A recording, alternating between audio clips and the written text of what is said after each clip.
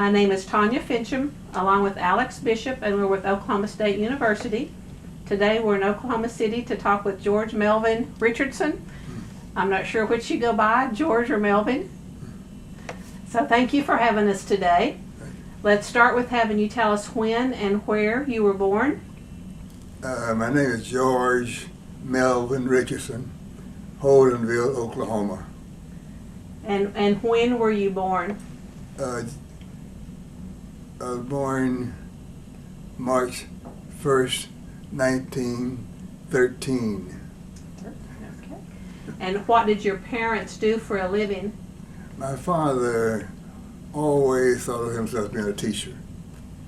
My mother was a seamstress, and I guess at that time we supplemented our income by picking cotton. Okay. And how many brothers and sisters did you have? Altogether, 8.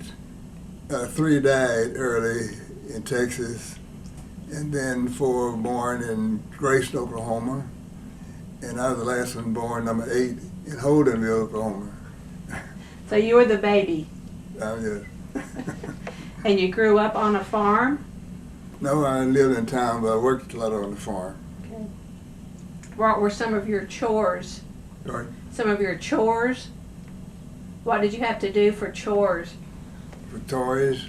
Well, that's okay. I didn't have many of those things. Do you have any chores? Toys? Chores. Oh, yes. I first grew up by riding the sacks on cotton sacks. Got old enough to start picking cotton. And I did that until I got a job later on shining shoes at a used clothes store. Well, And then I had newspaper route. And I left that and went to shining shoes, run the elevator, and mopping the floor in the hallway of a drugstore. In Holdenville? All the different places. Holdenville. I was too young to do much. I was about 4 or 5 years old when I left Holdenville. And where did you go from there? To OOHRP. Okay. And was your father still farming? My father did much farming. He worked with us picking cotton during the break. You know, at that time, most of the black schools operated on a split term, especially in the rural areas. And during that time, he would work with us picking cotton. But he had to go to school every year to maintain his certificate. Okay. And so he had black schools were 8 months, but they had a split term. Now the farmers would tell us when to close the school, they let us pick cotton. Then they tell us when they finished, and they go back and finish us 8 months. So where did you go to first grade? My first grade was in Holdenville, And then after that? OOHRP. And after that, I went all over OOHRP County going to school. My dad only finished at 8th grade. He got an 8th grade certificate when he went to Prairie College. And he wanted to be a teacher, so he tried to do that. And in Holdenville, my brother was 2 years older than I was. And I think perhaps I was so much trouble with my mother. When my brother left, she sent me to school with him. Because I used to do stupid things and to kind of make her angry, I guess. Because if she spanked me, I'd stop crying. Anyway, no, when she spanked me, I'd stop crying. I wouldn't cry. But when she stopped, I stopped crying. I started crying. So she couldn't get very long because she didn't want to beat him too much. So when she stopped whipping me, spanking me, I started crying. Sounds like you were a handful. I was, so she gave it to the teachers. Well, how would you get to school? I would get to school now. When I was in Okmulgee, and my dad got a job 3 miles from Okmulgee, we walked every day. And after he lost that job, they signed him a school on the other side of Beggs, which is about 12 miles. We rode the train between Okmulgee and Beggs until I got old enough for paying full fare. And my father said I was a certain age, and the conductor said, well, if he's that age, he'll be a whopper when he gets grown. So we stopped riding the train. We stopped walking and hitchhiking between that and where my father worked. And he stayed all these places about 1 or 2 years. And my brother, he's the only schoolmate I had. I knew very few of those people 1 year, you see, as time and so altogether, I guess about 9 or 10 different schools before I finished high school. And where did you finish? I finished at Langston High School, Langston University High School. How did you end up there? Well, what happened, I had a paper route, and I had to get early in the morning, 7 o'clock, to go to the paper place and get newspaper to walk by the mile before I got to my route. And sometimes I get it late and so forth, and so some teachers didn't like that, so I got some poor grades. And I didn't finish on time, and brother didn't finish on time, and he said, I'm not going to Dunbar anymore. And my mother didn't want to stop around the high school, so she talked with him, and he said, no, I'm not going. If he didn't go, I wasn't going either. So she had a brother in Langston. She went to Langston and talked with him, and he said he would let us stay at his house in the senior class. We stayed there, and a friend of ours joined us, 3 of us there at that time. They didn't plan with 2. His wife didn't like it too well, so one day my brother got mad, said, we're going home. So that's 10 miles from where we were at Langston. So we had a man who knew us pretty well, so he drove us to Perkins Corner. But he didn't have enough gas, so we got out and started hitchhiking. So we walked until we hit a little town, Cushion, I think it was, and we didn't know what to do. And so my brother was a good talker, and so there were 3 of us walking. So we saw some gymnasium lighted up, and they were playing basketball, and so I asked them where the hotel, they told us. I think altogether they had about $5. So he said, now Rick, you talk better than we do, so you go there and say, get a room, and then we'll come by and stay with you. So he did that. He went to the place and knocked the door and said he wanted to stay overnight. So yeah, he got to the room, and so then Paul and I knocked on the door.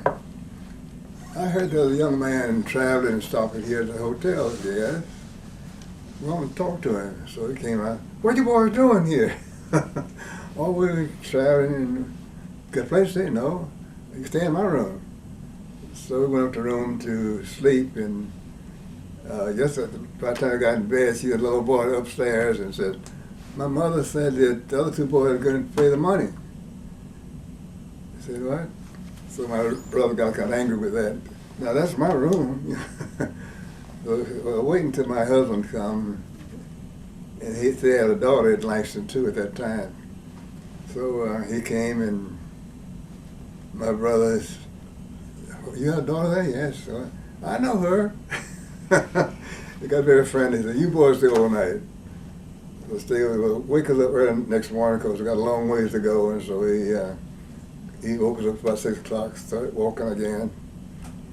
And we walked it all day because we didn't get many rides.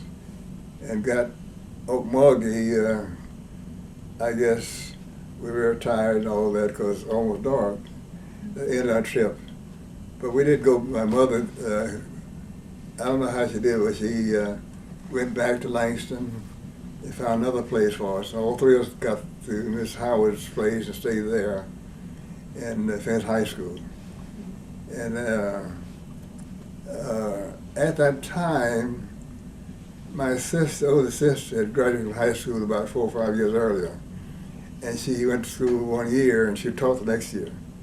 But while she was going to school, my father arranged for us to have, this man had a cotton patch, and he let us have 3 acres if we'd do some work for him. So we did that to get my sister in school.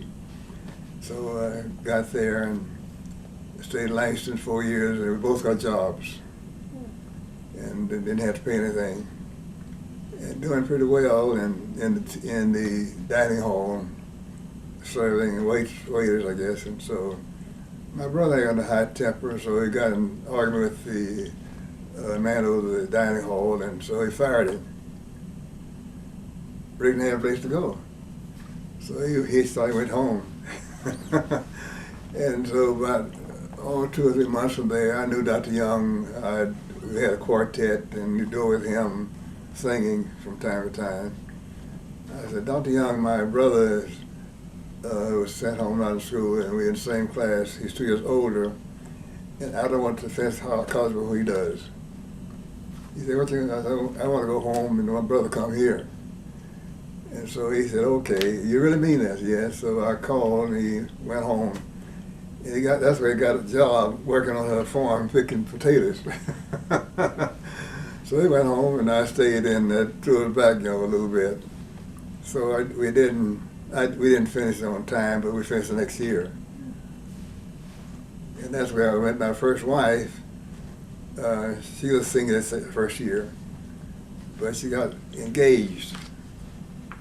And I didn't, I had other girlfriends, and I didn't keep girlfriends a long time because I had money. So especially around Christmas, I didn't.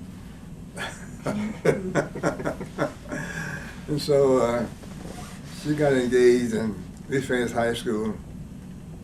I don't know, at that time, education didn't seem very important. My dad was a teacher. He taught 8 months, and there's blacks had grocery stores, and they probably didn't finish high school. And he had to go there and get groceries while he was in school, and so, and those who had finished 1 grade and started teaching, they had to get help every year or so. I didn't think so much difference between going to school and not going to school. But when I got out, finished, my father was principal of Ball Hill, and he retired. My older sister became principal of Ball Hill, and my brother got a teacher at Ball Hill. In the meantime, he got a job being principal at Purcell, just out of college, first Purcell. They left a vacancy, so I took that vacancy, and it's 20 miles over buggy. I need transportation, so I was passing at the Hudson place, finding, the Terrapin Hudson place, and looking at cars, and the guy came out there. You want to buy one? No, I said, I want a Villa car. I got so many a while ago. And so he said, well, I'll tell you, the manager has a wife bought a terraplane, and she didn't want it. It's almost new. What about that? I talked to the manager. I said, now, I don't have a job now, but I'll have a job in about 6 months, 6 weeks. And I'll he'll arrange, I say, pay my down payment then. And so he let me have the car. And so I just had a terraplane to go back and forth to school. And on the way to that school, I said, now, Jane, I'm the youngest of the family. I never around kids before. And you're a principal. I don't want those small kids. I don't know what to do with them. Well, Melvin, I've been principal here, and I said, Jane, if you announce me that I'm the primary teacher, I'm going back home. You mean that? I said, yes, if you do that in my car, I'm going back home. So we got there, and she did announce I was principal. So I became principal and stayed there 2 or 3 years, and she enjoyed working with me. And we had a little chorus. We went to Okmulgee and singing, and it got pretty popular. So finally, my brother was Principal Purcell. He always thought I should be doing the same thing he was doing. So he said, Melvin, you don't belong in the country. You need to go to some of those towns.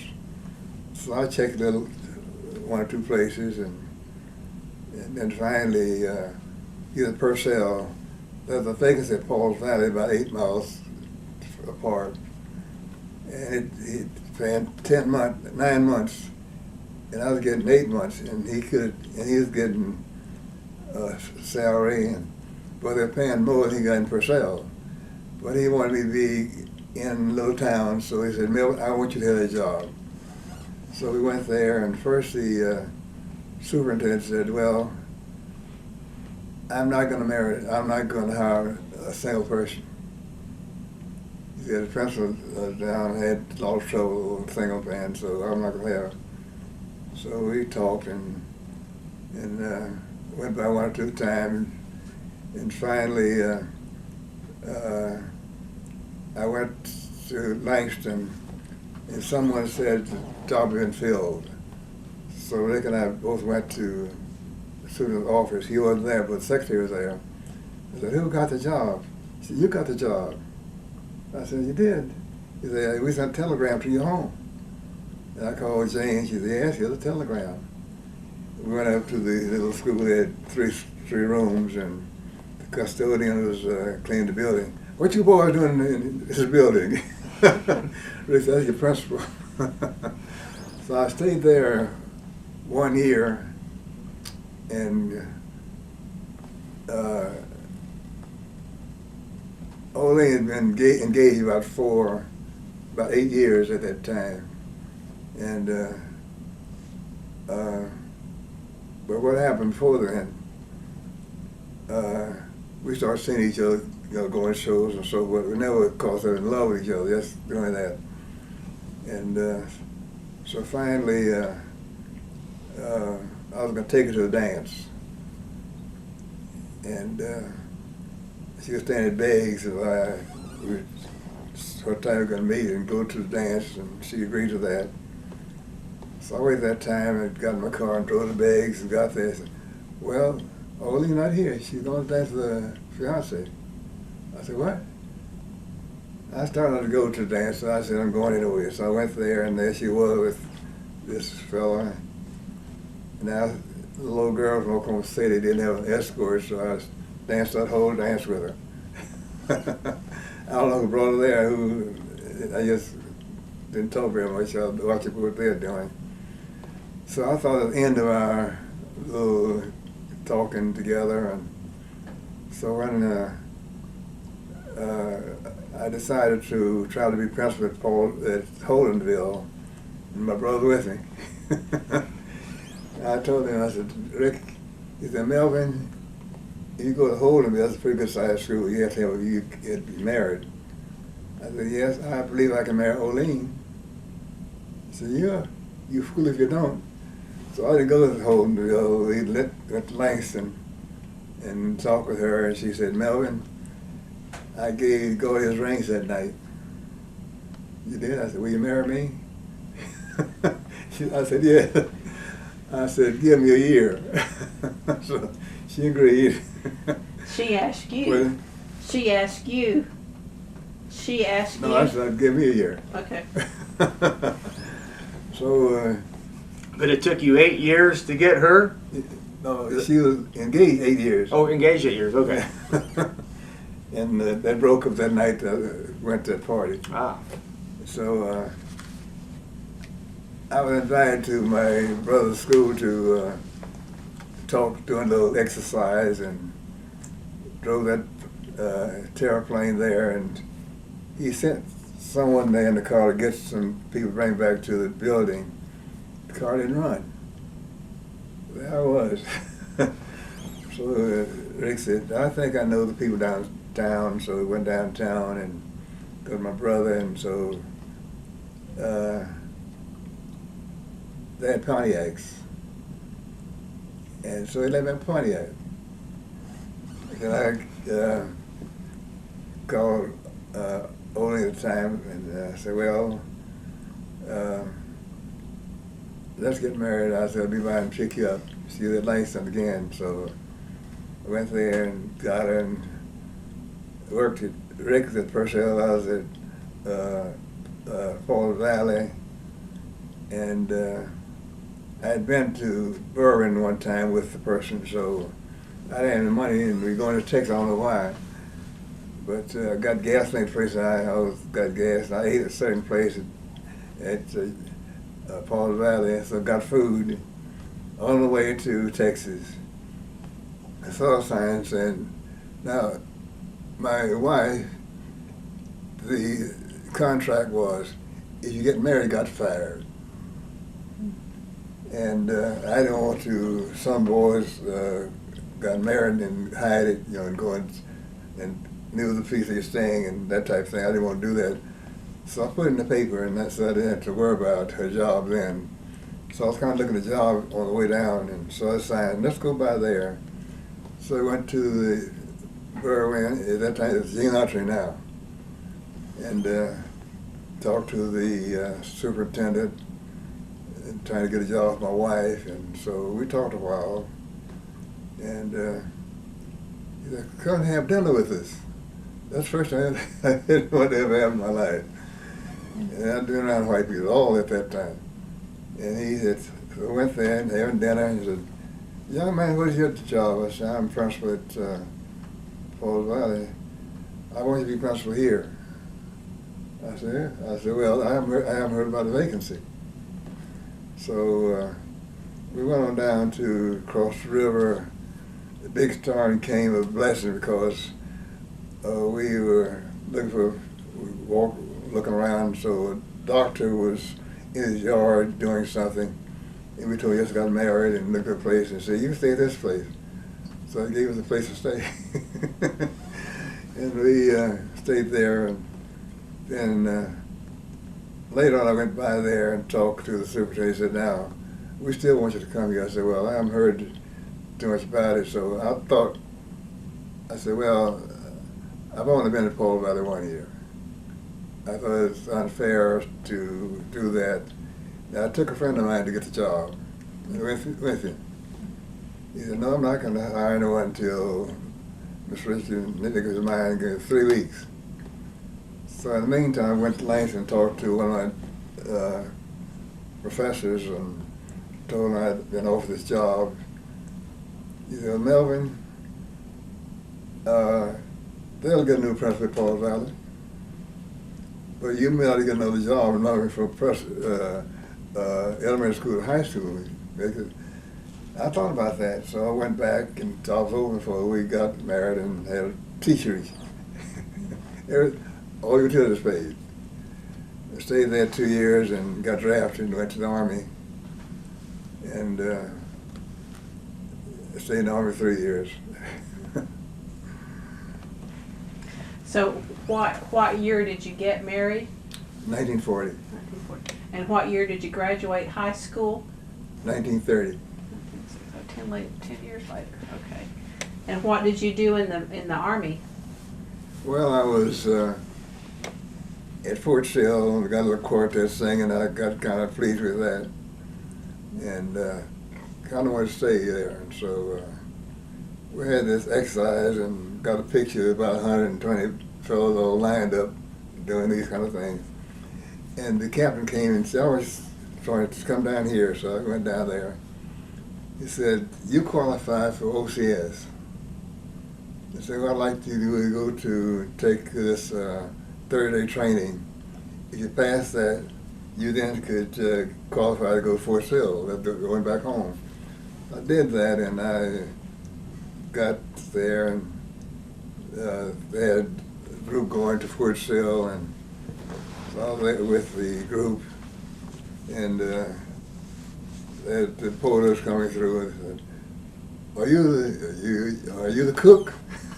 I said, no, we're together. And so we went there, and one thing the commanding officer at Fort Sill now, we forget about the thing about being friends and all of that. We could treat everybody the same way. Well, we had 32 men in the group, but we had 6 in each little hut, they called it. So I stayed there with them. They had 5 whites, and I was there, 6th person. And one or two of the boys was deep south. And they sitting on the bed, they didn't go get in bed. I didn't either for a while. So I thought, not my problem. I went to sleep.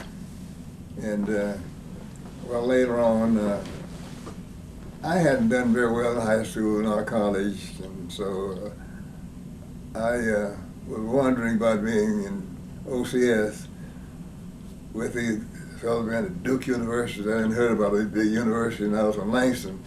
And Langston was a normal school at that time. It wasn't a 4-year college. And so I went to the gentleman, told him that I've been in this, and I'd only been in the Army a few months and had sent to OCS, and I'd like to be put down, put back 2 or 3 grades. He said, no, I can't do that. And so he said, now I'll tell you what, you turn around and go back to your outfit, if you make bad grades, you won't feel it. They'll send you back home, back to your outfit. So I went back, and I did finish on time. And that's an Army experience.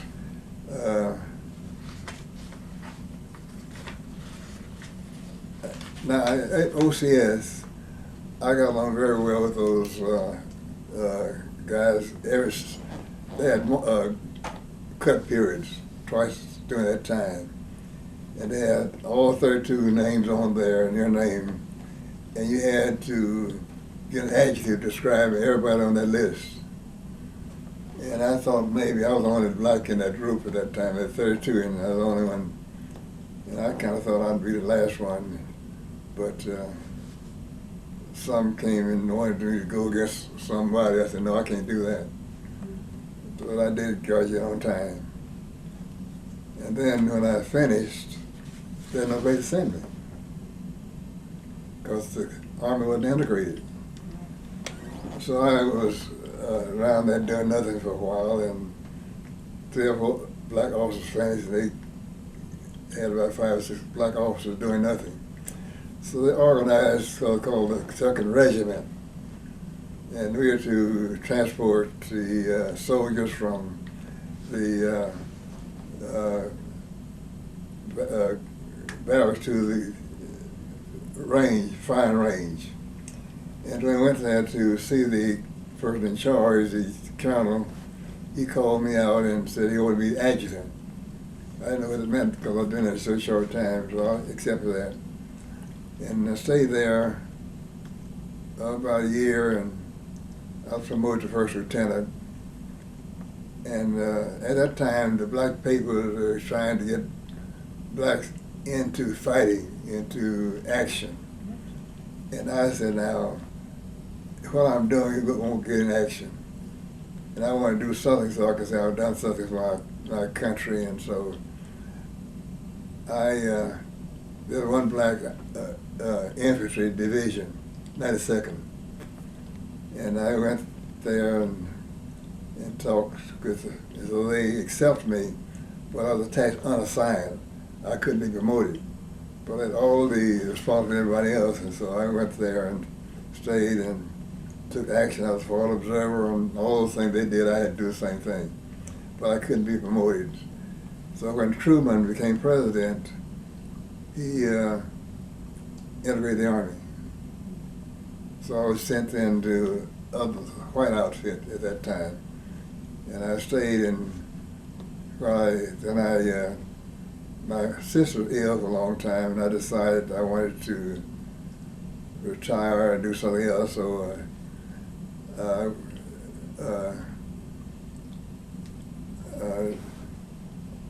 stayed out 1 year, and then I decided what I could do. So I decided to go back. I wanted to go to the Army, go in business, or teach.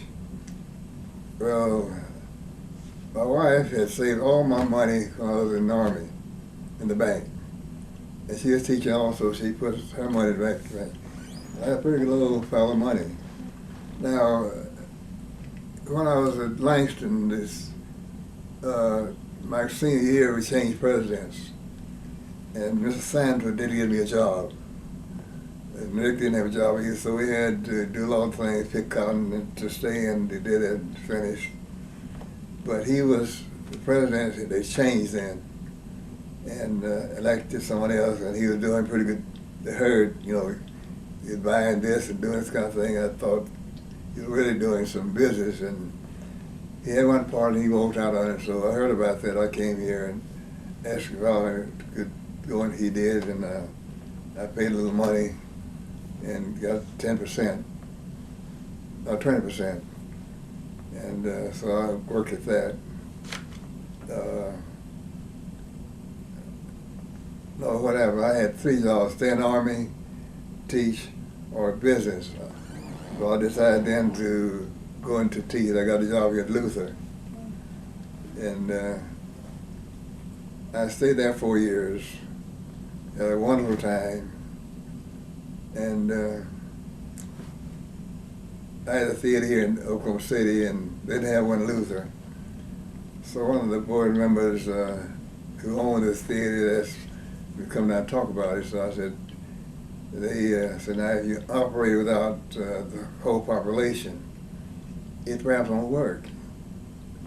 Well, they're open for whites only. And went on, and so then called me over one day and said, now, Mr. Richardson, we'd like for you to advertise it. I'm not here in business, as I am here in education. I said, now we're going to open it and want blacks to come on Tuesdays and Thursdays. And so we had that, and my team had a good year, and we had a banquet for one. The coach didn't know about that. He had it on Tuesday. And the superintendent called me, well, Mr. Richardson, I understand you have a banquet on Tuesday. I said, yes. Well, the board told me to tell you, you don't move, you won't be here next year. I said, what? He said, you don't move, you won't be here next year. And my wife was home, she was ill at that time. I said, we won't be here next year. She said, well, I told her, so I agreed, so we told him. So when the contract came out, he called me and said, the contract's ready. I went there to get the contract. Well, all the teachers are employed, but you weren't. I said, what? So you weren't. I said, what happened? Well, think about it. So I went to the president of the board and told him, we decided not to tell you. I said, I'm in business. If I go to another school, I have to have a recommendation. And, well, you do okay, but we're not going to tell you. And I was surprised. I moved, we were living in Luther, so we moved that next day to Oklahoma City. All our funds and everything. And then and my wife stayed at Winniewood, so I went to Winniewood and stayed, but our funders here in Oklahoma City. And some of the white business people from Luther came all the way to Luther to ask me why I got fired. And I didn't want to tell them because, rumors get around and say, Mr. Richardson did this, and I didn't tell them why. And so later on, we had a meeting at school, a PTA meeting, and I told the parents what happened. And they said, we've got to do something. I said, and so while we were there, the custodian came and said, Mr. Richardson, I see you in the hallway. He said, Mr. Lovell committed suicide. I said, what? So I didn't know what it meant to me, so I had a little gun from the office, being an officer, and so I got a little gun. We left, immediately went to Mulgee. And I called back, and they said that nothing is happening, so I came back. And had this PTA meeting, and I told what happened. And the next day, the kids found out about it. And they struck it. I called the superintendent over, they want to talk about it. He came over and talked, and he couldn't get his senses. I said, I can't do anything, so he left. When he left, the whole group left. All the kids left.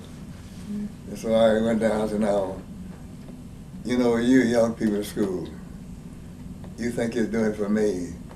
Well, what I'd like you to do, I'd like you to go back to school and don't do this because you get in a lot of trouble. You go downtown, they may say you did something you didn't do, so you go back to school. So I did that. And so I went to see a job in Muskogee, they needed a principal. I went there with the superintendent and talked with him. He said, well, to be principal here, you have to have a master's degree. And he talked and he said, well, young man, I advise you to go back and quit your job and go to some big university. I didn't have a job at that time. But weeks later, they heard about my job at Tatum's. Offered me a job there, and my wife also. So I went there and signed contracts and all, and I said, this is not my job. Let's go back and resign. So we did. We went back and resigned. And I tried to get in Columbia University, they wouldn't accept me because the school was not accredited. And my grade went that high, so they wouldn't accept me. So I wanted to get in because they said go to some big university. Also at that time, OU was open and OSU open. But he said something big, and the only one I had mine was Columbia. And so I wrote and told them about my being in the Army and all that and what I'd done. So they finally on probation. I went there, and the first marking period, they thought to get rid of me. Got inspired for some reason. But in college, I wasn't too inspired. I didn't see what the difference between those who went to college and those who didn't go to college. So I just, you go to college, and my father wasn't doing as well as those who didn't go. And so. Why Columbia? You want something to drink? Why Columbia? I went to Wayne State University, and my professor talked about Columbia. So I left there, went to Columbia. Where did you live while you were there? Oh, it so happened, I didn't know a thing about New York City. I had my car driving around, and I went to the YMCA. I thought they may have a place that I could go, and they didn't have anything. So I drove around. I saw a little guy walking the street, and I stopped him and told him I was looking for a place to stay. And what are you doing? I said, I'm going to Columbia. I'm going there too. And so I called him to stay with me. So I went there and we stayed together in his room. So I stayed there. And where was your wife? She was there with me. She stayed there about 3 or 4 weeks.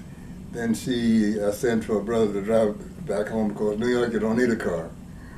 So she worked there teaching during that year.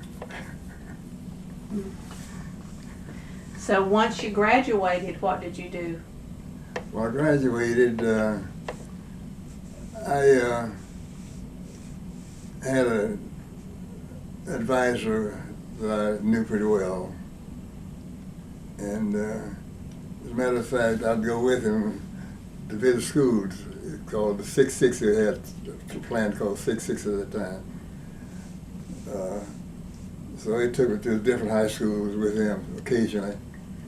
But when I went to get a recommendation one day, he was on professor, he do work at different colleges. I went there and asked him about, he said, he's not here, he won't be here for 3 or 4 weeks.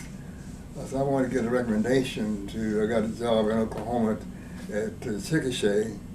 It's open, and I want a recommendation. And his secretary said, well, why don't you see Dr. French? He doesn't have people vacant in a time like this. And I said, no, I would like to see my person I worked with. So I finally went to his office and talked with him, and told him I wanted a recommendation. He said, "What are you going to do?" And I said, "I got an opening in Oklahoma City, in Oklahoma, and I wanted to get a recommendation." He said, "Why are you going to Oklahoma?" He said, "You belong on the East Coast." I said, "No, I belong to Oklahoma." He said, "No, you don't. You belong to the East Coast." And so he said, "Now, I haven't recommended many people to a job like this before, but a assistant super came through some week or two looking for a principal in Arlington. It's an upgoing school system, so I'd like for you to go there." So he called and said, "I think I have a man you need to see." So I went there and met with them, and they had all the superintendent, the board members, and some staff members there. But before I got there, I got 2 or 3 other guys looking for a job, and they stayed a short time. They're gone. I got there, and there were about 3 or 4 left. So they called me. I went in and talked to me, and so I told them, I said, why do you work?" I said, "Well, why'd you leave Luther?" I said, "Well, I just felt I needed to get a master's degree, and I couldn't get very far with just the college degree." And I talked about that, and so finally he said, Dr. Rhymes said, "Now, is that the real reason you left Arlington?" I said, "You asked a $600 question. I'm going to give you a $600 answer. I was fired," just like that. They looked stunned. And so, any other questions? They didn't have no questions. "You go out." I went out, and he came, assistant superintendent. I said, "Well, they pressed, they want to offer the job." I said, "Yes." "What's the salary?" "Well, they give you the salary that the president principal had there, top salary for him." I said, "I can't come for that." So they talked about it, and they came back and another offer. I couldn't. I said, "I can't come for that either." And so I said, "I live in Oklahoma, and that means a big change. I couldn't come for that." So finally wrote me a letter with a salary I could afford, so I went to Arlington. As principal? Pardon? As the principal? Yes. And how long did you stay there? I was it wasn't integrated at that time. I was 4 years as a black school principal.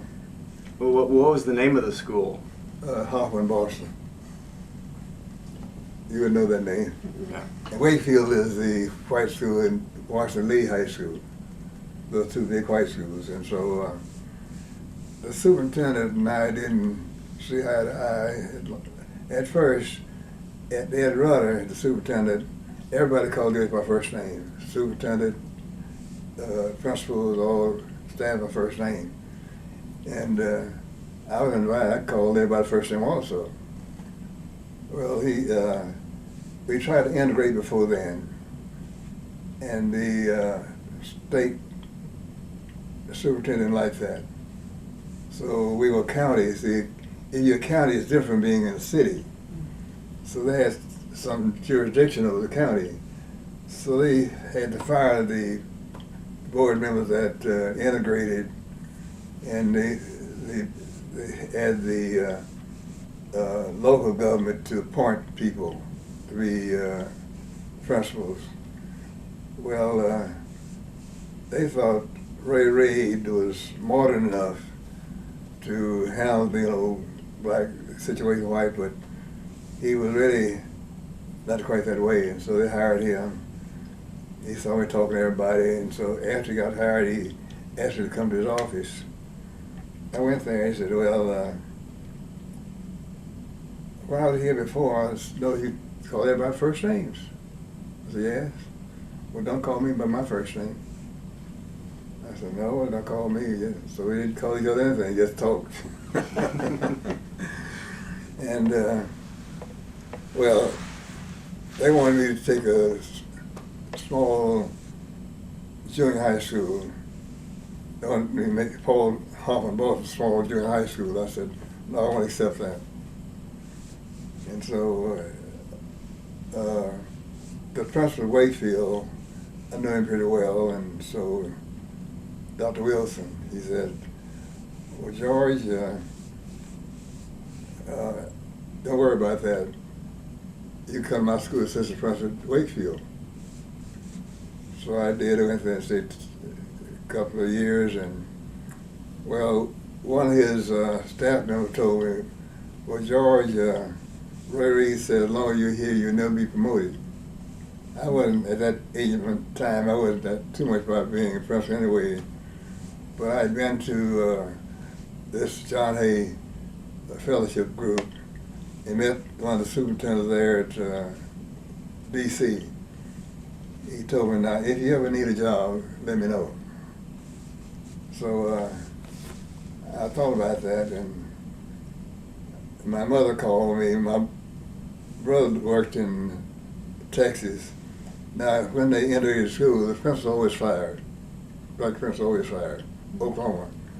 And teachers also at that time, they would not know they were fired until they got a letter, but they, as practice, they had no place with black principal. Well, he lost his job, and my mother called and asked a kind thing for Rick. I said, now, Mama, Arlington's not a very big place. They only got one school, one high school. And I don't know about that. So one day I took my wife to the doctor in D.C., and I thought about that. And I said, you get a cab and go back home. I want to go to Montgomery County. I went there looking for a job, and so that was me a job. And well, I thought about what the man in D.C. So I went there and talked to him. He said, I told what happened. He said, he got a job. I said, got a wife? She got a job. So I didn't believe it. And I thought about it a while, and I called him again. I said, do you really mean it? I said, yes. He said, just tell him we met at some convention.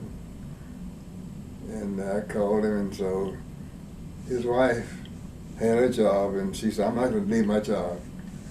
So they got a plane, came to Arlington, and talked to him. You really have to come here, but knowing he had a job, we looked for a place to stay, and we saw a place across the line in Maryland. And he decided to stay there, so he told me where it was. He said, well, I'll get you a job close to the line in Maryland, I can. You have both. So they got those jobs. And I then decided I would contact Maryland. I got a job in Maryland. And I was in 4 different schools in Maryland. During your time in Arlington, did you work on any projects or anything? In Arlington, the Black High School was the worst looking building in the county, in the worst looking section of the county. I didn't want my kids in a situation like that, and so I thought about what I might do, and so I had some kind of plan. I talked with a little group there, civic organization. They said, we tried things like that, it didn't work. So I didn't give up, I kept on working with it. So I worked with it and worked out a plan, and just for our neighborhood. And then I decided to go to the board with it, the planning commission. And now the planning commission had hired a group to work on uplifted neighborhoods and so forth, and then they also tried themselves, and the voters turned it down. So I made my presentation, and they were pleased with it. It went before the voters, and they approved it for $9,200,000. So it's called the Arlington Neighborhood Conservation Program. So I got that going, and now I guess where I lived at that time, is the most integrated place in the city. White people moved in, other groups came in, so it's very close to Pentagon. It's close on a hill I could look down in Washington, D.C. It was called Johnson Hill at first. When I made my presentation, I always used Arlington View, so it changed to Arlington View. Then after I went to Montgomery County, I finally, I was assistant principal at Whitman High School. You heard it, BCC. Mhm. I think the president of OU went to school at that school, BCC, Professor Chevy Chase. I was vice principal there. And when my principal left there to take Whitman High School, somehow he changed somewhat. We had two other principals, and sometimes I felt left out. And I told him I had a certain number of responsibilities. I had teachers, and he hired someone with the ones I was supposed to work with. And I told him one time, I said, Jerry, I don't do this before. I'm supposed to grade these teachers, and I want to be in on the employment. I thought it straight, and so he was in a meeting, and one of the secretaries got a telephone call about one of the people wanted to be hired for the library. And she told me, I said, now I told Jerry about this, and so what I did, I went to my office, got all my papers, put in my car, and went home. And I stayed home a few days, and we had 7 assistant superintendents there. And this superintendent, I went to him, this over Whitman. I said, you know, I haven't heard about this, but I walked off the job. I said to him what happened. He said, well, I'll tell you what, I'll call Jerry and discuss it. And he called Jerry, and Jerry said, well, I'd like to have George come back. I said, well, Jerry, you know, I told you what happened, I wasn't coming back. And so he said, well, I'll tell you what, I'll monitor every week and see how it's going. I said, well, I'm not going back. Well, I went back home again, and I thought we were going to the main superintendent. So I called him, I talked to him, so they set up a meeting. He had all the 7 area superintendents, the staff and all, and talking, and he said, now, I said, you know, so I said, well, if this is during school term, all the jobs are filled. I said, yes. I said, well, you know, I walked over the job and then about it, you could fire me. We're not talking about firing, so they said, well, I went back home and stayed a little while longer. They called me about a job way up near end of the state. Oh, that's too far, I can't go there. So they finally got one in the same, I said, school with the same standing that Whitman had. And then built a brand new school that just opened up the year before. I went there, and I said, I don't want to stay there 1 year. So I stayed there 1 year, and I said, I want to leave there and go to the assistant superintendent's office, either could be area or main superintendent. So at the end of that year, I told them I was ready to go, so they signed me to that job. I stayed there until I retired. And I went home. My brother and his wife had retired. My wife retired, and I was still working. I was planning to work 1 more year, and I decided I wouldn't want to work 1 more year, so I went back and told my secretary, I said, well, I'm not coming back anymore. And I said, send the voucher in every 2 weeks. And she did. And so finally I started talking. And courtship was by telephone. Basically, I'd go there every once in a while. And that night, talking at 8 o'clock, I said, we need to get engaged. She said, got to get arranged for that. I'll be there tomorrow. Now, this is your second wife, right? And you were still in Virginia? No, I was here then. I still retired. I've been here about 25 years. So you came back to Oklahoma? Yes. Okay. And I built this house and all across in Virginia. And I told her, she said, well, that means rings. I said, I'll be there tomorrow. So they go to your jeweler. So she took to the jeweler and she stuck the ring. And they set a date, got married 11 years ago. Now, how old were you about when you, roughly were you when you retired? I was 69. 69. And then you came back To to Oklahoma? Did you come back to Oklahoma City, Langston? No, we built this house before we came to Oklahoma. Okay. We made trips here while they were building. They did some things that I've done differently, but it's okay.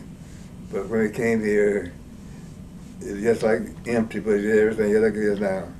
So Oklahoma was home. Yeah, so, You were going to come back no matter what. and she also was home. Yeah, she was Oklahoma. As a matter of fact, her parents were in the run way back in Oklahoma, her grandparents. And they still cut that farm, 240 acres. This, Not this way, the other way. and where? In Logan County. Logan County, okay. Oh, darn. What was her last name? Really? What was her last name? Right. Your first wife. What was her last name? Madison. There are a lot of Madison in that area. But they had to run.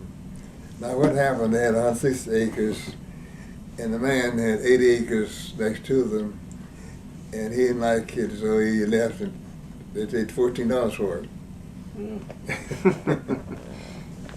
And how many children do you have? I have one, One.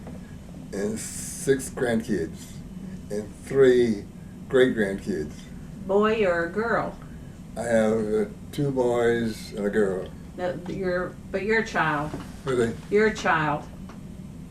Did you have was your child a boy or a girl? Boy. Boy. And hers was a girl, she had one, I had one. And her daughter will be here Friday. And then going back a little ways, what was the Great Depression like for you? Well, that's when I was getting ready to graduate at that time. I worked on the projects that had WPA. What I lived on Porter Street, and a young man that got me in trouble before lived on Porter Street, his name Melvin. In college, I was going to a girl, and this guy got married. And she thought I got married, and I had to do a lot to explain. But now, he got on WPA, you know, they put the names on the wall there, and you see your name, and so he was on Porter Street, he put his name in.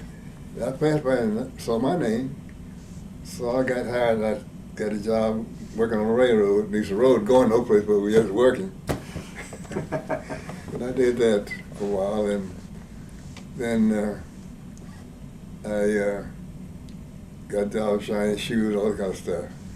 Was the WPA in where? In Holdenville or Okmulgee? What? The WPA job, where was it? WPA? Yeah, where? Yeah, we got a little money for it, not much. But where? Really? Where? Oklahoma County. Oklahoma County. Okmulgee. Okmulgee. Okmulgee. Okmulgee County? Yes. Mm-hmm. That's where my home was until I left the state. No. Now my brother always with me, just like a shadow. When Rick, I thought he'd get married before he did because he went with the girl and stayed with the girl the whole year or more. I didn't do that either. And Melvin, the way you're doing, no girl having confidence in you. And I got married, and he was still he had a girl a long time, but he went with another girl and they quit.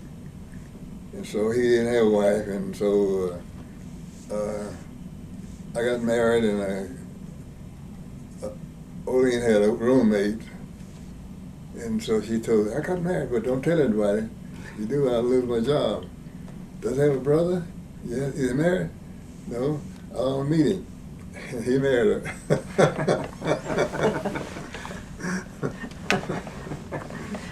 Well, did he retire back to Oklahoma too? Yes. Did he? No, he went to Texas. In Texas? No, he went to Texas.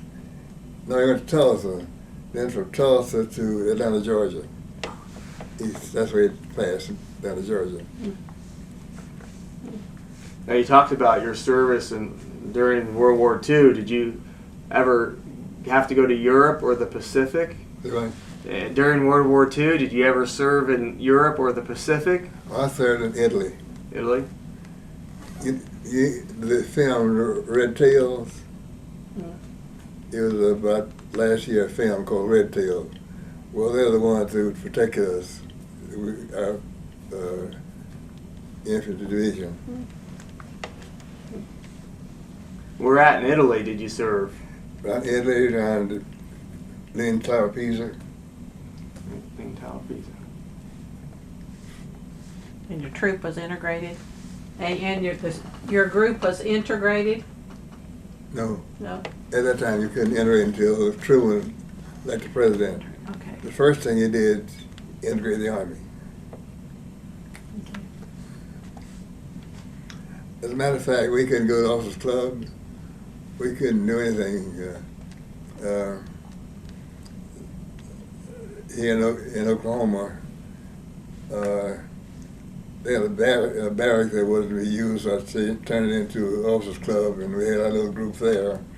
But we couldn't go to the white officers' club. Overseas, we couldn't go to the officers' club either. Everything was separate. And you were in a quartet? They had a quartet.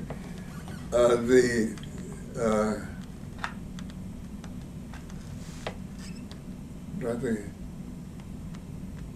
one little group got pretty famous. They went to South America, and then they went to Europe, and they finally died and something like that. But I was with them for a short time in Langston, originally in Langston. Do you have a favorite song? What? Do you have a favorite song? Family song? Yeah. Do you have a favorite? Oh, I got so many. In the quartet, I had, I guess,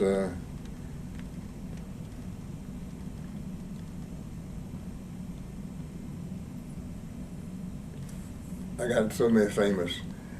And see, we had a quartet, my family had a quartet. There were 5 kids. My sister, Fredonia, could play, she was talented, she could play the piano. And we were the quartet. And we went to Teachers Association. At that time, they were separate. We would sing there and also in the city. And one time went to the broadcasting station singing a song, but she was very talented. She could just follow with the piano. And one time, they had silent movies at the time, and she played, during that time, and when they changed things, she had to get music for it. So we had a good family situation. And when you went to when you went to the movies, where did you go? What town? What theater did you go to? Okmulgee. Okmulgee. As a matter of fact,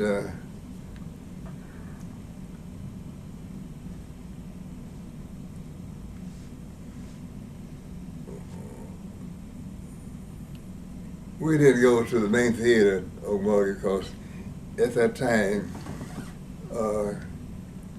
they'd find it was the worst place to put people. That's where we were.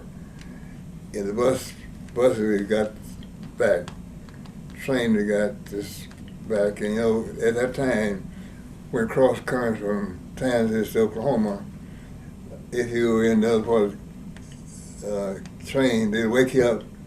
They'd go where blacks supposed to sit. If you were white, and they had to go where the whites supposed to sit.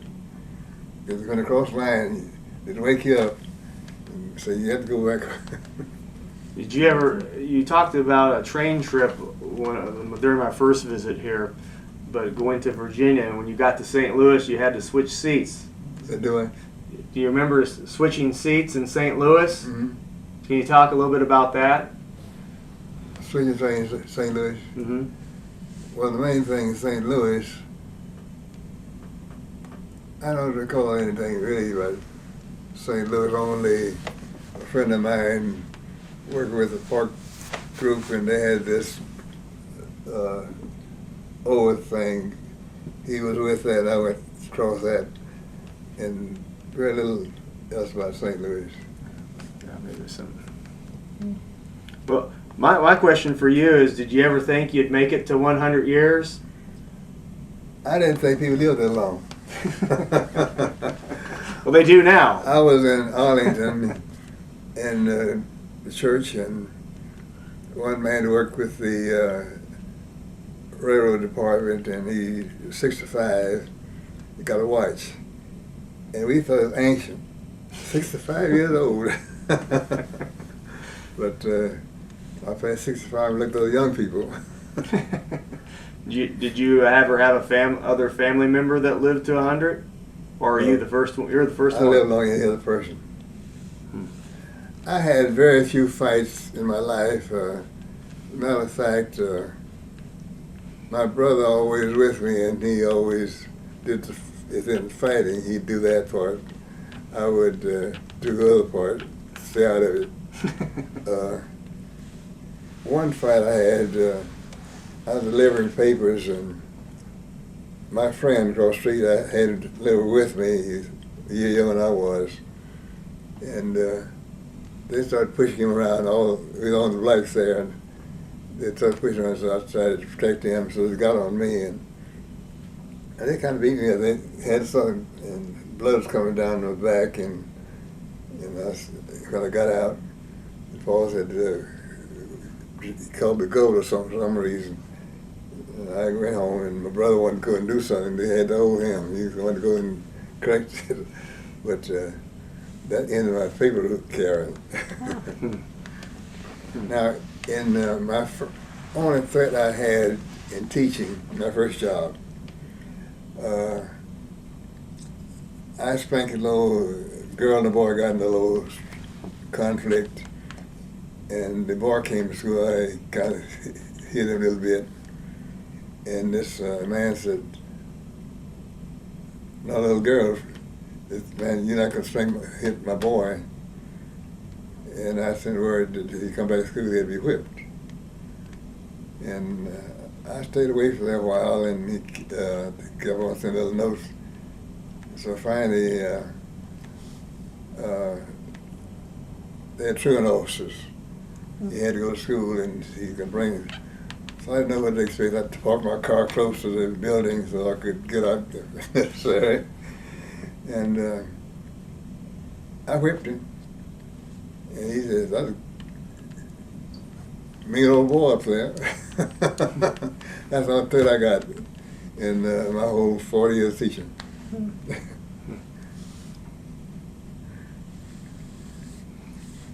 So, when I look back, my dad was born in 1864, 1 year after the Emancipation Proclamation. And President Lincoln had authority of Commander-in-Chief, so he integrated the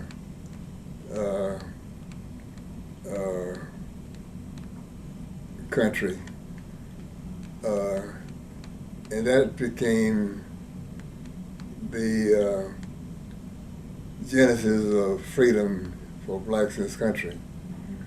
And then, but the political situation grew real slowly. The emancipation, segregation, discrimination, and then the Jim Crow laws, all those things before we got to where we are now.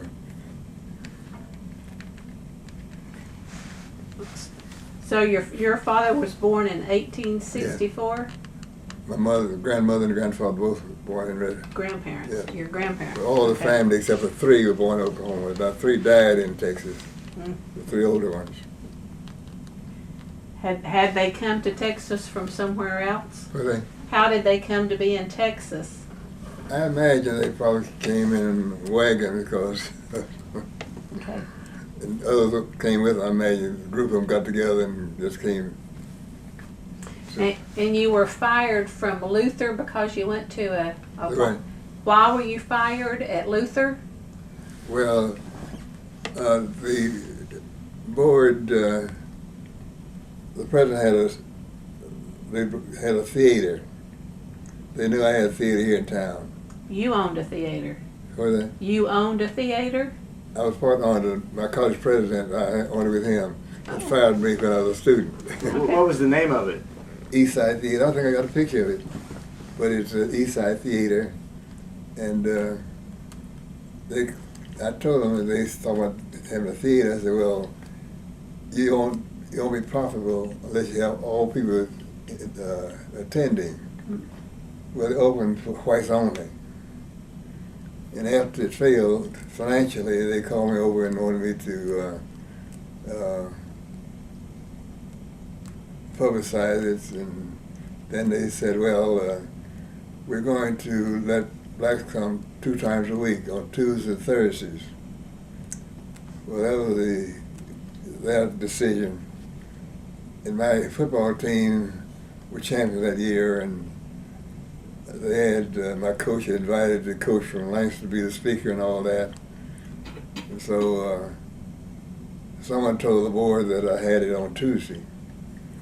And then the superintendent called me over and said, he said, I understand you have, now before then, he said, if you didn't move, you'd be fired. And so I didn't move it. So he said, now, I went to, the contract's ready. And I went, he said, teachers are employed, but you weren't. I said, why? You think about it. You see, he told me before if I didn't move, I'd be fired. So you think about it. So I thought about it, and he said, they told me to tell you why. Mm. And then the board president, I talked to him. He said, they said, don't tell you. But Tuesday was a good day, wasn't it? So what? Tuesday? Yeah, so we had banquet on Tuesday. But that was for... the day that Black people will show.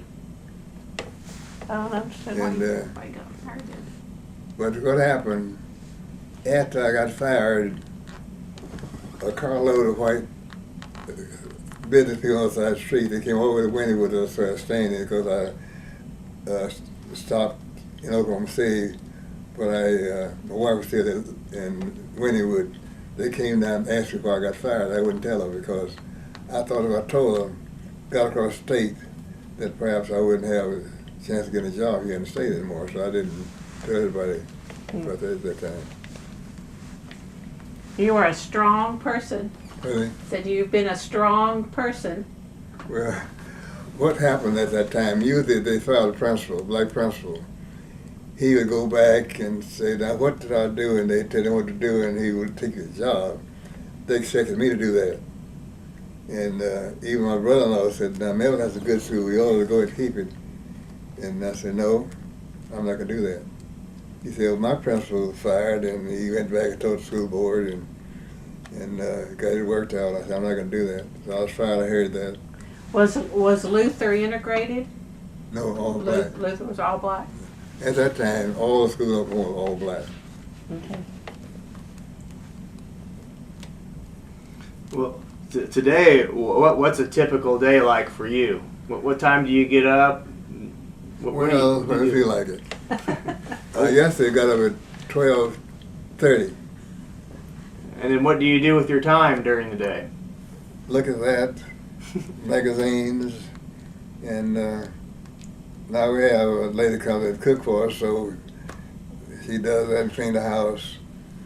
And so we go out on the patio and things like that. Go to the show every once in a while, and Now, 40 years ago or longer, we decided we wouldn't cook on Sunday. So we still do that. Still cook on a Sunday? No, we You don't don't. Well, what do you do? go out. Well, how do you get there? Car, automobile. You drive still? Yeah. You still drive? Oh, yeah. I go shopping. When we leave, I'm going to town. Do you have a preferred place to eat on Sunday? No, we go to Red Rock. We go to the steak place on Remington. And we used to go to the place down at the shopping center, but they closed. But we go to the little place across the street. It's kind of a tag type place to go there quite frequently. They know our seats, so when you go there, they know where we sit. How about religion? Is church important? Really? Is church an important part? Well, that's when I got started. I came here and the pastor had resigned, and they got a new pastor. And they're going to take the church eminent domain.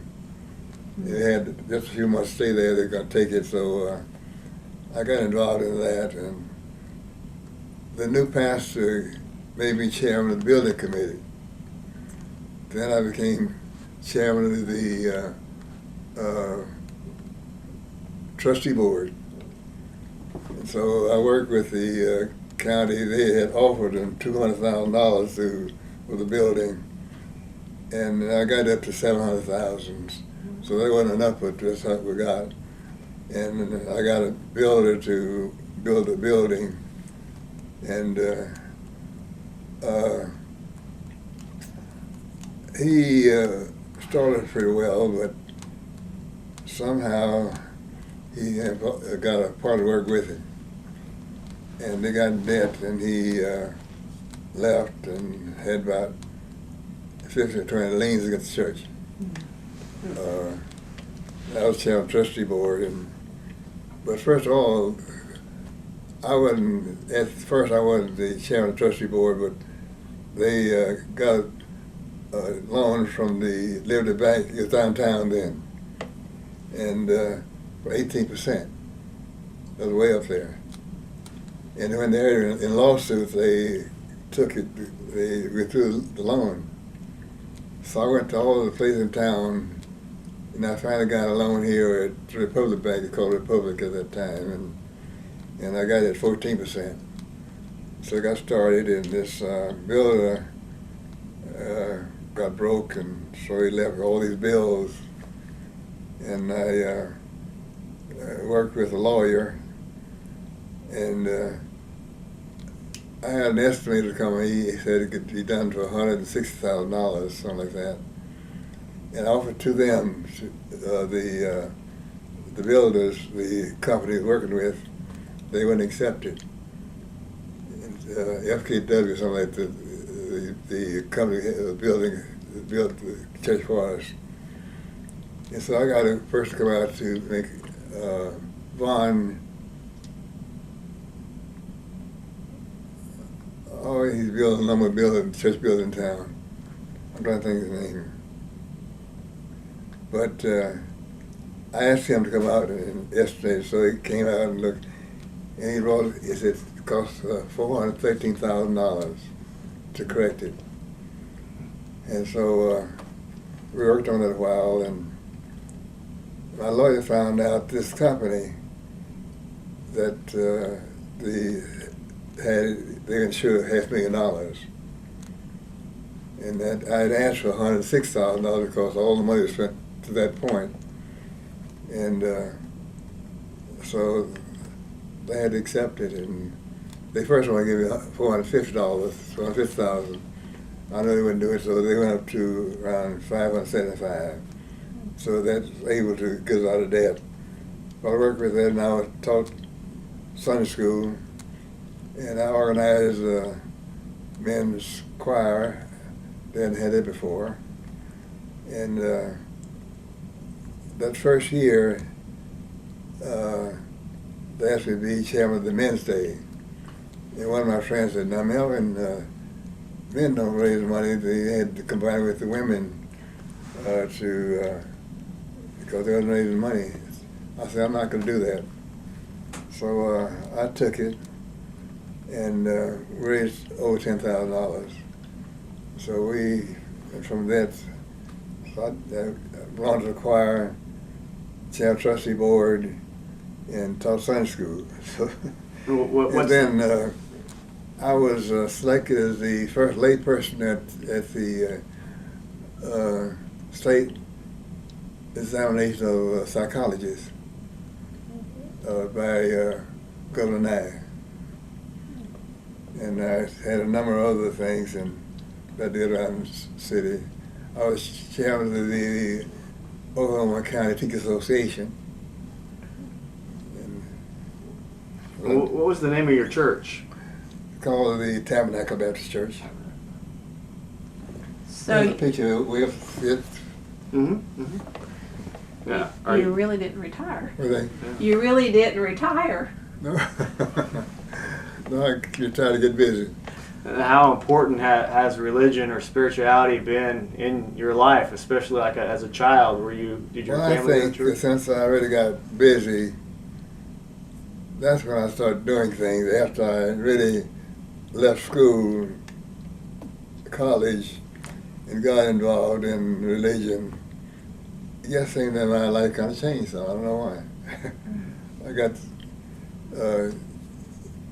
busy into doing things, and I never thought I could do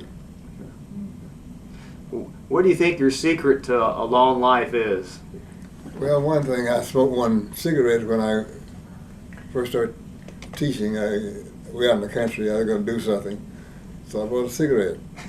I was packing, so it's so much trouble trying to eat matches and cigarettes and all that. I didn't want to do all that, so I stopped. I got one, and I smoked that one. And I don't drink. I belong to a fraternity, have drinks quite a bit, but I never decided to drink anything. And I don't gamble. I like to dance. I was 97 years old when I went back to my reunion in Arlington, and the kid never had seen me dance before. So I got out there. I was doing things I could do.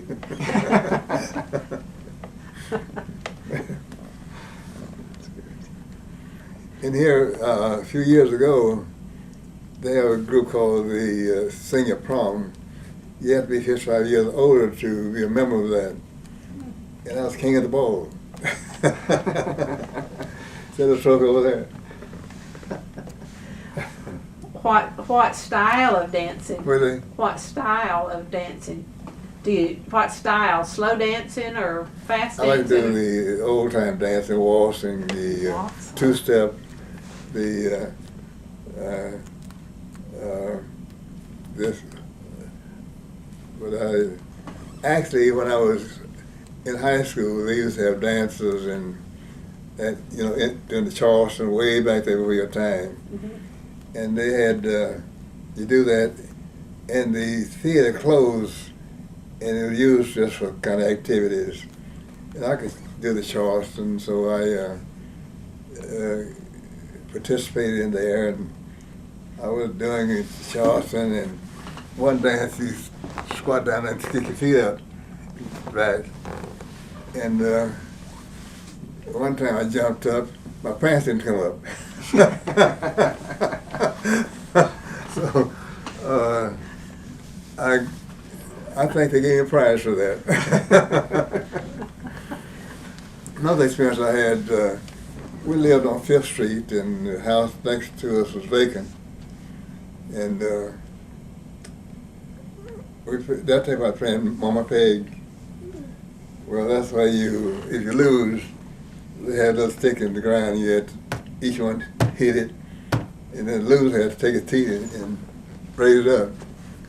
Well, they had, not cars, but they had horses in that area sometimes. I lost, and I was supposed to do that, so I squatted down and got in a good position. And I ran and got in the house, at least house just a short distance. So I was yelling to my brother, says, "Open the door!" And they opened the door, and I got where I could run in, so I got in the house. I ran in the house. They were really angry with me about that. So later they got pretty good, and I thought I'd go out safe. And so we got into the little house next door, and it's empty, and we went up in the attics and looking up there. And so they jumped down and left me up there. And I found a little pot about this big, and so I got some dust put in it.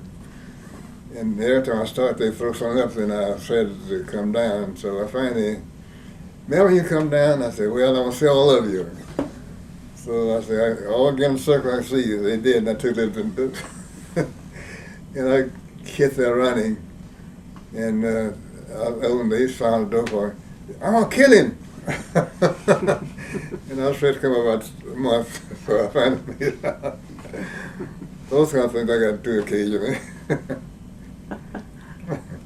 Well, do you have a philosophy or a motto you live by? Hmm? Do you have a philosophy or a motto that you live by? Well, basically, my father was a very honest type person. If there was a nickel there, he would try to find the owner of it. And he took us to the bank, came to borrow money always, and took us to the bank. And they always gave him money because he was a good person. My main philosophy, I guess, is to try to do the best you can each day.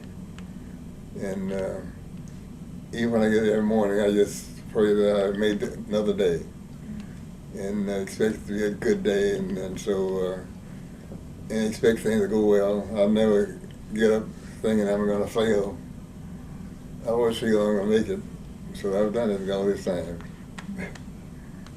And now, when history is written, what would you like it to say about you? I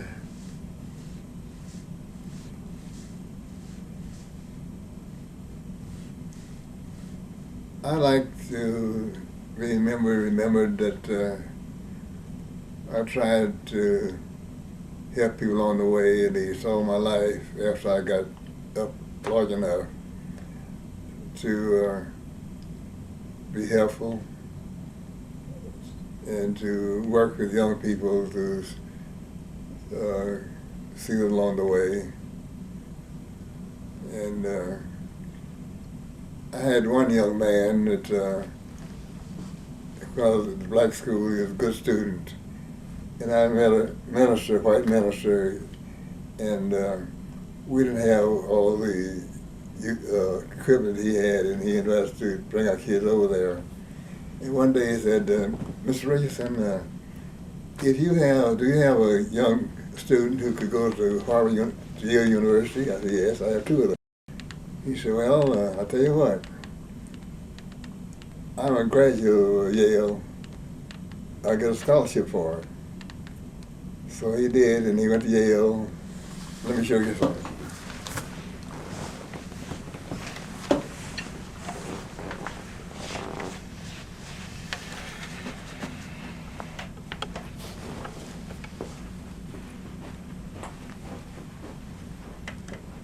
Yes, we do.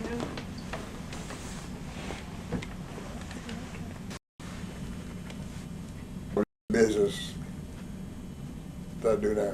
Keeps you a little busy. Really? Staying busy. Yeah, I have about 8 homes right here in Oklahoma City. What time do you go to bed? When I feel like it. Sometimes they go at 8 o'clock. It instantly may go at 12 o'clock, or whatever time you feel like it.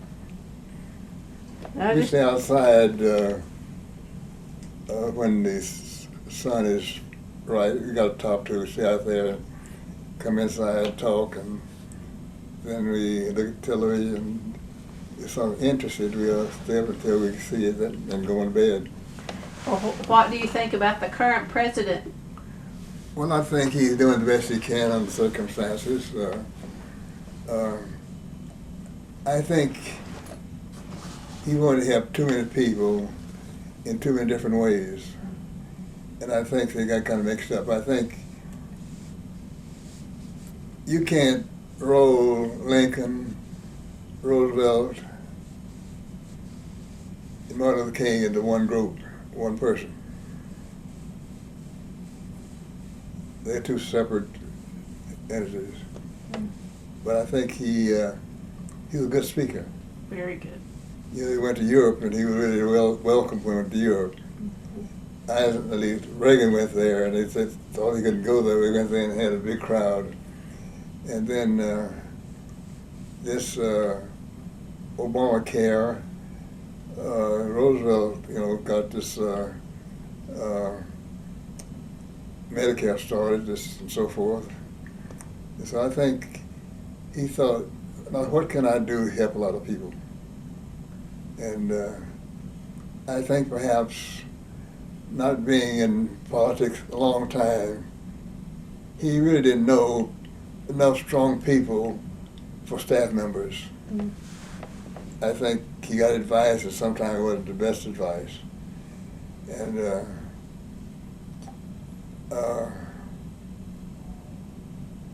I think also looking at the one thing I said, Emancipation Proclamation, integration, integration, discrimination, Jim Crow. Now we are now in the stage of desegregation, not integration. We're desegregated. What we call it integration, because few kids go through, but we are desegregated.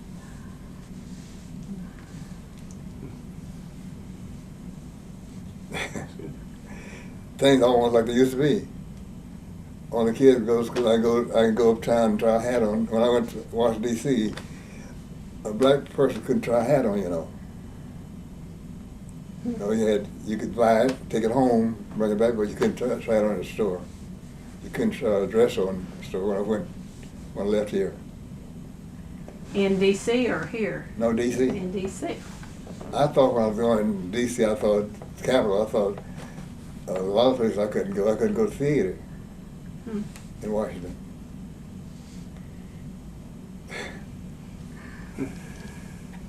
Well, when you were growing up, did you spend any time in Boley?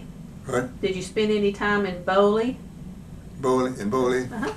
Yes, we had a convention there, and I don't know why.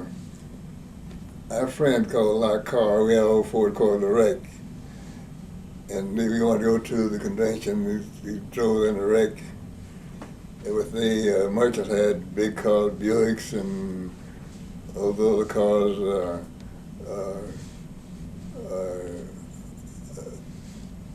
Studebakers and Pierce Arrows and other things. They drove through Henrietta going to Boley.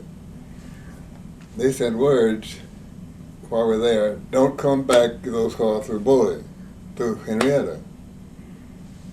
So, well, there we had that wreck they were in, and they had to go country road all the way back to Bug. They had to find a way to get back there. A friend of ours, Mr. Wallington, he knew us pretty well, so he stayed with us. In the old car, it ran best going down hills.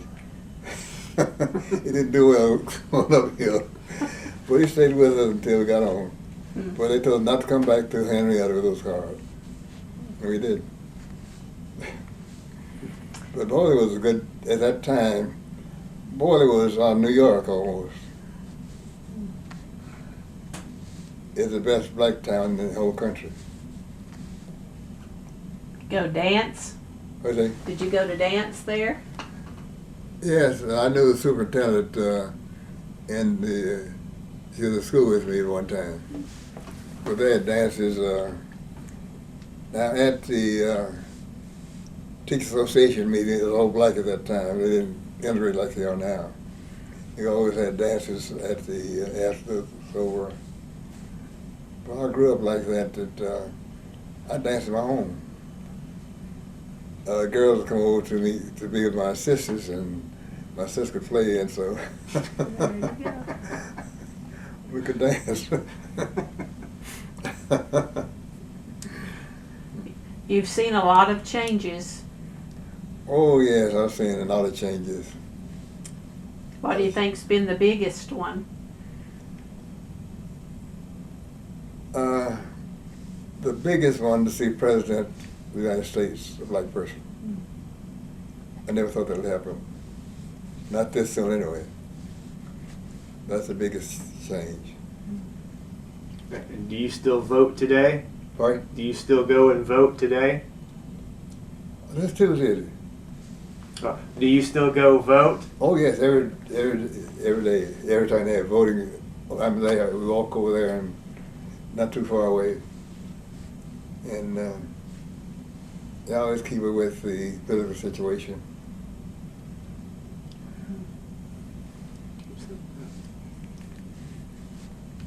Well, my wife, we've had a good life together, 11 years. That she's, we agree on everything almost. She's the boss. Yep. Doesn't matter when you're talking, she was doing like this. She knew so well, she knew what I was thinking. We need to say what's her name. Arcille. Arcille. Yes. Arcille, ARCILE, You know, RLLE. you gave me 3 words to remember when I was here. Mhm. Like Milk, Lucille, I'm principles. Arcille. Beyond. Arcille, You're Geneva, thinking about him. but I don't use the Geneva. I use the Arcille. I like that. It's different. Mhm. Anything else you want to say before we shut it off? What they? Anything else you want to add before we shut it off? I've said so much. I wish you'd sing for us. But one thing we'd like to do, we like to travel. We've been on going voyages together, and going to the East Coast to Las Vegas and Connecticut and Washington, Atlanta, Georgia. We go quite a bit. Do you have anything left on your bucket list that you want to do? But Yeah, anything left on your bucket list that you hope to do? well, no. I just want to live out my life where I'm living now. That's the main thing.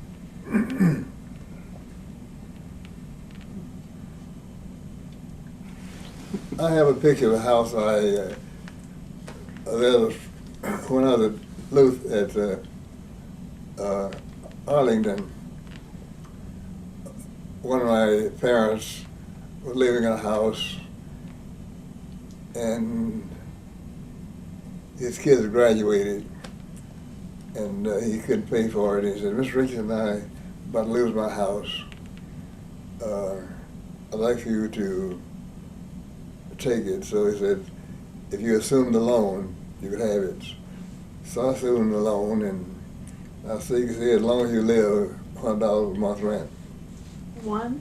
Yes, and he did. At that time, the little house was valued at about $5,000 or $6,000. But it sold at $185,000. See, after I made that change there, and the streets and everything, people started moving in. At one time, they didn't move there, but after that happened, they moved in, and all the property went way up. A lot of changes. All right, well, we'll say thank you.